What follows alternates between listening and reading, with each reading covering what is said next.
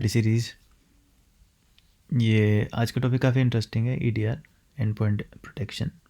काफ़ी पुराना कंसेप्ट है बिकॉज ऑन प्रेम में सालों से चला आ रहा है, 10-20 साल से, तो मैं ही देख रहा हूँ। मगर ईडीआर का टॉपिक मैंने इसलिए छेड़ा क्योंकि अब क्लाउड आ गया है, और ईडीआर जब क्लाउड में जा रहा है तो जो ईडीआर पहले संभालते थे वो अब बदल चुके हैं। पहले आईटी एडमिनिस्ट्रेटर वगैरह ही ईडीआर सिक्योरिटी देख लेते थे खासकर, मगर अब ज़माना चेंज हो गया है, सेकॉप्स का ज़माना आ गया है और क्लाउड में और डिफ़िकल्ट हो गया है। तो लोगों ने मुझसे पूछ रहे थे ईडीआर के बारे में, तो मुझे लगा कि ये इंटरेस्टिंग टॉपिक होगा। ईडीआर के बताने से पहले मैं आपको थोड़ा इस चैनल के बारे में बताना चाहता हूँ कि मेरा विज़न क्या है। कि मैं ये क्लाउड सिक्योरिटी का जो चैनल है इसको थोड़ा इनफॉर्मल रखना चाहता हूँ, क्योंकि जो फॉर्मल है ना उसमें एक तो मेहनत बहुत लगती है, बहुत अच्छी अच्छी सुंदर सुंदर स्लाइड्स बनानी पड़ती हैं। तो मैंने ये सोचा है कि मैं इनफॉर्मली बात करूँगा, कुछ ज़्यादा लिखा हुआ नहीं बताऊँगा आपको, जो मन में बात आ रही है वही बताऊँगा। प्लस थोड़ी सी स्लाइड्स रखूँगा जो इम्पोर्टेंट है, मगर वो सिर्फ इसलिए है कि मेरे को दिखता रहे कि मैंने बताना क्या था। अदरवाइज़ अगर आप आँख बंद करके सुन लें तो आपको शायद टॉपिक सारा समझ आ जाएगा। ये वीडियो जो है मैं 1 साल बाद बना रहा हूँ, क्योंकि मुझे देखना था कि रिस्पॉन्स क्या है, और रिस्पॉन्स बहुत बढ़िया मिला यार। इतने लाइक्स आए हैं और कमेंट्स, लोगों ने लिखा कि और वीडियोस डालो, तो इसलिए मैं आज ही फिर से वीडियोस बना रहा हूँ, और आई मेक श्योर कि मैं इसको कंटिन्यू रखूँ।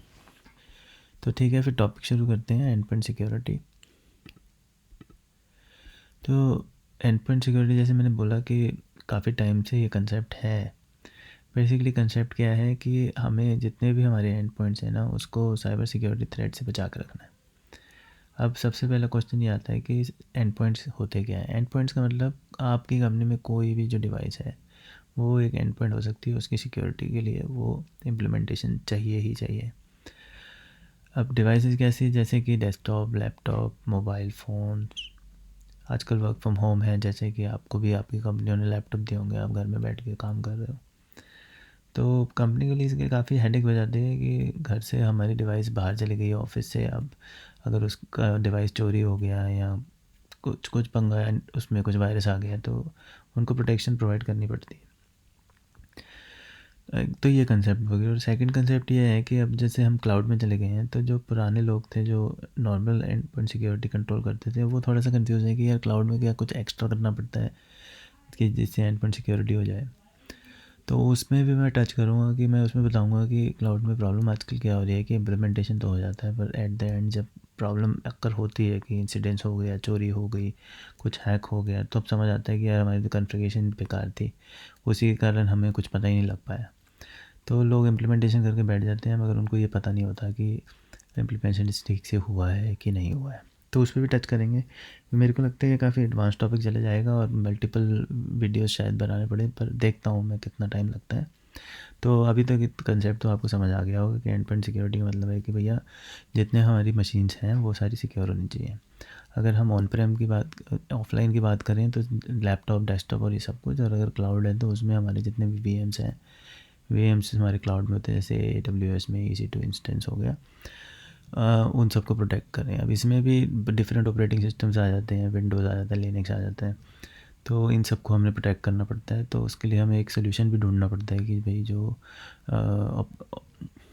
ऑपरेटिंग सिस्टम एग्नोस्टिक हो, कि भाई कोई भी ऑपरेटिंग सिस्टम हो उसमें वो चलना चाहिए। तो इतना हमें कंसेप्ट को समझना है कि हमने अपनी मशीनें बचानी है थ्रेट से। अब इसमें नेक्स्ट क्वेश्चन लोग जो कंफ्यूज हो जाते हैं वो ये है कि भैया हमारा एंटीवायरस डला हुआ है, तो अब मुझे एंड पॉइंट प्रोटेक्शन की क्या ज़रूरत है। तो इसमें उनका उनका क्वेश्चन जो है ये वैलिड है कि एंटीवायरस वो मेनली वही काम करता है जो एंड पॉइंट सिक्योरिटी करता है, थोड़ा एक्स्ट्रा उसमें है इंक्रिप्शंस वगैरह, वो हम उसमें बाद में टॉपिक पे आएंगे। मगर अभी का ये क्वेश्चन बहुत इंपॉर्टेंट है इसको आंसर करना कि एंटीवायरस और एंड पॉइंट सिक्योरिटी में क्या डिफरेंस है। तो उसके लिए पहले हमें ये समझना पड़ेगा कि एंड पॉइंट सिक्योरिटी को हम इम्प्लीमेंट कैसे करते हैं। डिटेल में मैं बाद में बताऊंगा, मगर मोटा मोटा कंसेप्ट ये है कि आपने जो एंटीवायरस जैसे को हम कहते थे, एंड पॉइंट सिक्योरिटी में भी हमें ऐसे ही कोई एक्सी फाइल मिलेगी या बाइनरी मिलेगी, और उसको हमने मशीन पे जाके इंस्टॉल करना है, सेम लाइक एंटीवायरस। बस दोनों में डिफरेंस क्या है कि जैसे आपने अगर एंटीवायरस, आपके 5 लैपटॉप हैं और आपने उसमें पाँचों में एंटीवायरस इंस्टॉल कर दिया, मैकअफी का पैकेज लिया 5 लाइसेंस वाला और सब में कर दिया, तो आपकी मशीन्स तो वो हो गई सिक्योर, मगर उसमें कोई सेंट्रलाइज मॉनिटरिंग नहीं है। मतलब हर एक लैपटॉप अलग अलग चल रहा है, किसी का लाइसेंस एक्सपायर हो गया या किसी ने अनइंस्टॉल कर दिया एंटीवायरस, तो आपको कभी पता नहीं चलेगा। तो इसके लिए ये एंड पॉइंट सिक्योरिटी का मेन डिफरेंस ऑफ एंटीवायरस और एंड पॉइंट सिक्योरिटी का ये है कि हम जब इन मशीन्स को प्रोटेक्ट करते हैं तो उसकी एक विजिबिलिटी होती है सेंट्रली से, और उसको हम वहाँ से मॉनिटर कर सकते हैं। अब जैसे कि आपने कोई एंटीवायरस डाला, अब उसको अपग्रेड करना है, तो अगर आपने हर इंडिविजुअल को राइट्स दे दिए कि भैया ये लो तुम्हारा लाइसेंस और तुम इसमें इंस्टॉल कर लेना, तो इसकी कोई गारंटी नहीं है कि कोई अपडेट आएगा तो वो यूज़र जो होगा वो अपडेट करेगा एंटीवायरस को। मगर एंड पॉइंट सिक्योरिटी में बिकॉज भी सारा सेंट्रली कंट्रोल्ड है, तो अगर कोई भी अपग्रेड आएगा उस सॉफ्टवेयर में तो सेंट्रली वो सारे ही कंप्यूटर मशीन जो भी हैं उसमें इंस्टॉल किया जा सकता है। तो ये मोटा मोटा डिफरेंस है एंटीवायरस और ईडीआर में। सेकंड क्वेश्चन ये आता है कि हमारे पास जो सिम ऑलरेडी है, अब हमको ये ईडीआर कंसोल क्यों चाहिए भैया, हमें तो सारी विजिबिलिटी मिल रही है। तो सिम सिस्टम अगर आपको नहीं पता तो मैं मोटा मोटा ये बताता हूँ कि सिम सिस्टम ये हो गया कि आपके पास कोई एक ऐसी सॉफ्टवेयर है जहाँ पे सारा लॉग एग्रीगेशन होता है, सारी जगह से लॉग्स आते हैं और वहाँ स्टोर हो जाते हैं। अगर आपको कल को कोई ब्रीच चेक करनी है तो आप उन लॉग्स को सर्च मारो, उनकी अपनी क्वेरी लैंग्वेज होती है और आप उसमें से चेक कर सकते हैं कि भाई इसने क्या किया है और कब किया है और क्यों किया है और कहाँ से किया है, ये सारी चीज़ें। मगर जो ईडीआर है वो सिम नहीं है, और ईडीआर अपनी जगह इम्पॉर्टेंट है और सिम अपनी जगह इम्पॉर्टेंट है। अब तो इसका सिंपल आंसर ये है कि EDR is not the same as SIM. मगर मेन डिफरेंस क्या है, तो मेन डिफरेंस तो ये है कि जो आपका एंड पॉइंट्स होते हैं वो नेटवर्क में होते हैं। तो एक तो नेटवर्क प्रोटेक्शन हो जाता है, अगर नेटवर्क प्रोटेक्शन होगा तो उसके कोई लॉग जनरेट होते हैं, जैसे लोड बैलेंसर हो गया, फायरवॉल रूल्स हो गए, ये सारा आपके सिम सिस्टम में तो जाता ही जाता है। मगर अगर आपके पास एंड पॉइंट प्रोटेक्शन होगा लाइक, देन आपके पास एक नेक्स्ट लेवल की विजिबिलिटी मिलेगी जो आपको सिम से नहीं मिलेगी, बिकॉज सिम तो सिर्फ लॉग एग्रीगेटर है मगर ईडीआर आपका लॉग जनरेटर है। सो जो भी मशीन्स में कुछ भी हो रहा है वो सारा लॉग वो अपना इकट्ठा करेगा और अपने कंसोल में लेगा। बाद में लोग ईडीआर का कंसोल भी सिम में ले जा सकते हैं, पर मैंने इतना ज़्यादा खास इम्प्लीमेंटेशन इस लेवल पे देखा नहीं है, क्योंकि इसमें सिर्फ कॉस्ट इन्वॉल्व होती है और डुप्लीकेशन ऑफ लॉग्स होते हैं, मगर मेन बेनिफिट तो कोई मिलता नहीं है। प्लस जो ईडीआर्स के कंसोल होते हैं वो अपने आप में इतने मैच्योर्ड होते हैं कि you can run their own query language to find specific kind of incidents और लॉग्स और समथिंग। तो मेरे को लगता है कि आज के लिए इतना वीडियो बहुत है, और नेक्स्ट लेवल पे हम जब जाएंगे नेक्स्ट वीडियो में तो उसमें मैं आपको थोड़ा सा ये डिस्क्राइब करूँगा कि जो क्लाउड के अंदर है वो ईडीआर कहाँ फिट होता है और उसकी क्या इम्पोर्टेंस है, और मतलब वो चाहिए भी कि नहीं चाहिए।